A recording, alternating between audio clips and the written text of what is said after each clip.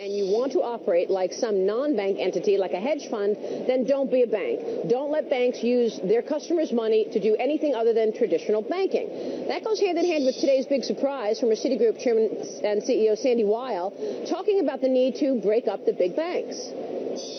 I think what we should probably do is go and split up investment banking from banking, have banks be deposit takers, have banks make commercial loans and real estate loans, have banks do something that's not going to risk the taxpayer dollars, that's not going to be too big to fail. And Congressman Paul Ryan joining me now exclusively from Washington. Congressman, interesting to hear those words from Sandy Weil, who, of course, was the architect of the big financial supermarket. Is he right? Well, it's a pretty profound statement from a guy like Sandy Weil. Look, I have a policy of not knee-jerk reacting to statements I just heard 2 seconds ago. But what he's right about is we have to get away from this too-big-to-fail doctrine. That's what Dodd-Frank does. It will amplify too-big-to-fail. It will make more likely costly taxpayer bailouts of our financial institutions, and it will put smaller institutions out of business who can't compete with the bigs.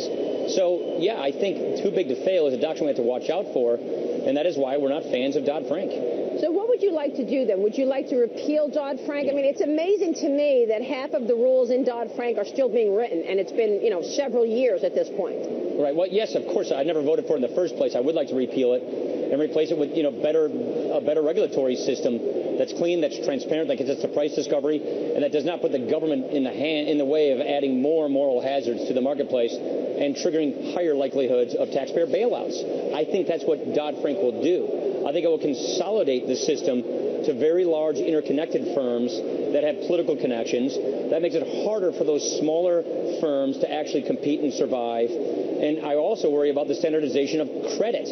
It's our small community banks that give the credit for most of our manufacturers, our builders, entrepreneurs in Wisconsin. And with the inability to customize credit to those people, it's going to be harder for them to get customized credit to the small businesses, the entrepreneurs, the engines, of economic growth. And so, yeah, I want to replace Dodd-Frank because I think it's going to go in the wrong direction. It's interesting because we're talking about all these very important issues at a time that the economy continues to stall. And we keep hearing a constant drumbeat from the Federal Reserve that if growth doesn't pick up soon, we'll be there. We'll be there. Yesterday, of course, the Fed, using the Wall Street Journal to basically get out the news that we may move in terms of more stimulus next week. Is that the answer? Do you want to see more stimulus from the Fed next week? No, every time they fire off a new round, it seems to have a little less velocity and a little less bang to it. And I do worry that, look, the fundamental problem here is our fiscal and our regulatory policy. And we have to get off this notion that monetary policy is going to keep bailing out our fiscal policy.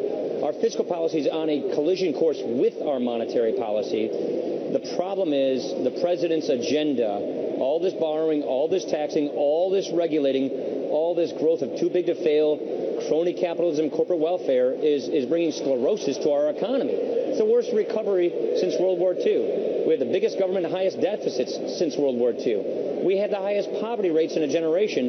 This isn't working, and having more monetary stimulus just goes in the wrong direction, in my personal opinion, and it's a very poor substitute for getting the basics right, which is getting our fiscal policy in order, getting our regulatory policy in order, and showing the country that we're going to dodge a debt crisis instead of move faster toward it. So you don't even think it'll work? It really hasn't until now. I mean, what Ben is basically doing is buying us time, keeping rates artificially low. That hurts savers, by the way.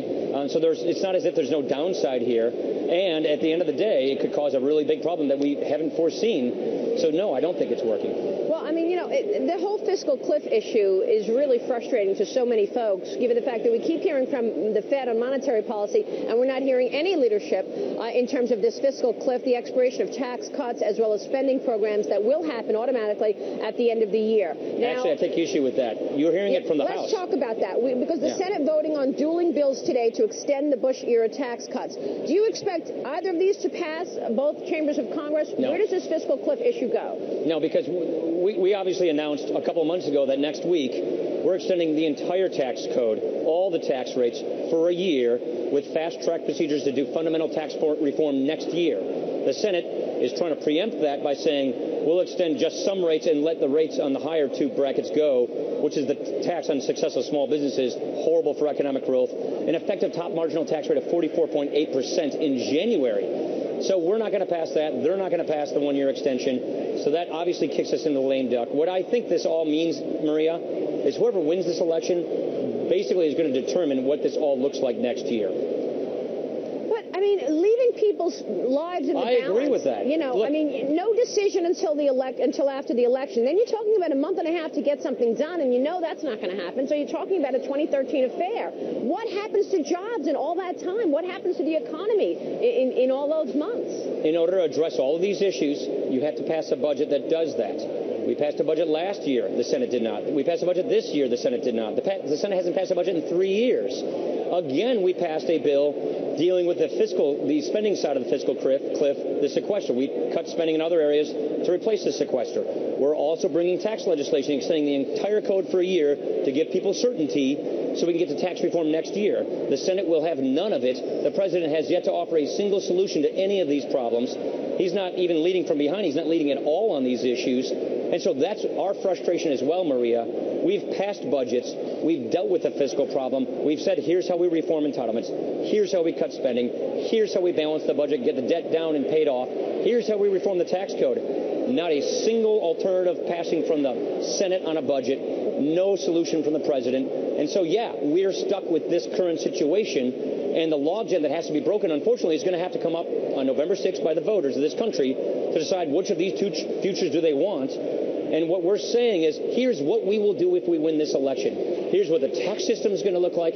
Here's what we're going to do on tax policy, on spending policy, on sequester, fiscal cliff, and all of these things. We're trying to be as clear as possible to the country so they know what they're getting if they support us. Well, let me ask you about the latest development on health care, the Supreme Court holding it up. Give me your take in terms of the expense and what this means for business, the health care legislation. Well, I hate to sound like a broken record, but it's what John Roberts basically said in the ruling I don't agree with is that it's up to the American people. The Supreme Court's not going to shield them from their political decisions. So that means we have one more chance.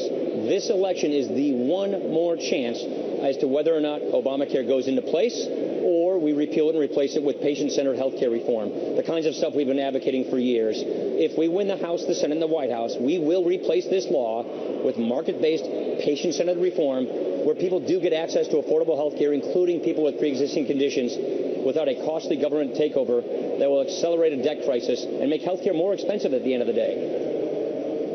Let me move on to the election. You mentioned Mitt Romney a moment ago. Romney's campaign seized on the president's comment that if you own a business, you didn't build that.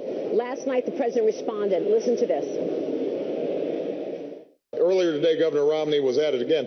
He's been twisting my words around to suggest that I don't value small business. Now, keep in mind in politics, you have to endure a certain amount of spin. Everybody does it. I understand that. Those are the games that are played in campaigns. So what about that, Congressman? Did Romney twist the president's words? No, actually, if you look at the president's word in perpetuity, in the full context, it's exactly what Mitt Romney said.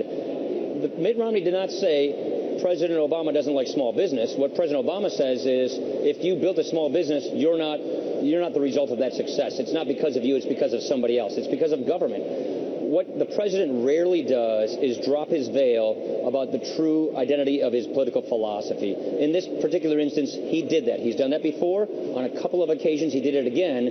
And he just believes in a government-run economy and a government-centered society.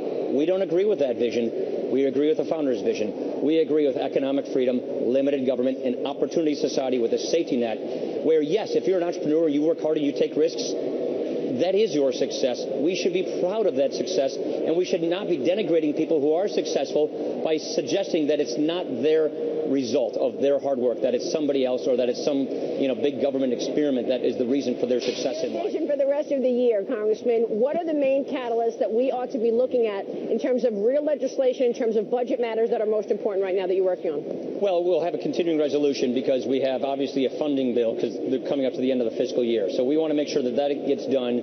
so you don't have a government shutdown. That's obviously critical. The second thing, though, we really want to make sure that we don't have this tax-mageddon, this cliff.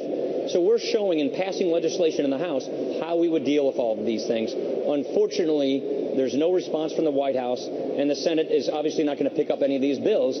So, yeah, it gets added to the pile of things that are dealt with before the end of the year in the lame duck session. And if we win this election, what we will do is do the things we're saying we're going to do, pass the kind of budgets we're talking about, reform the tax system, get the top rate of 25% territorial for businesses, broaden the base through getting rid of loopholes so we can lower everybody's tax rates to have economic growth, cut spending, reform entitlements, save these programs for seniors who count on them, and unleash the American dream and get the $2 trillion of capital off the sidelines in the game by bringing certainty and confidence back to this economy, which has been pushed to the side by this terrible fiscal policy the president has been providing. Well, I suspect if that is the case, this market would rally, and our viewers certainly want to see that. Congressman, good to have you on the program. Thanks so much.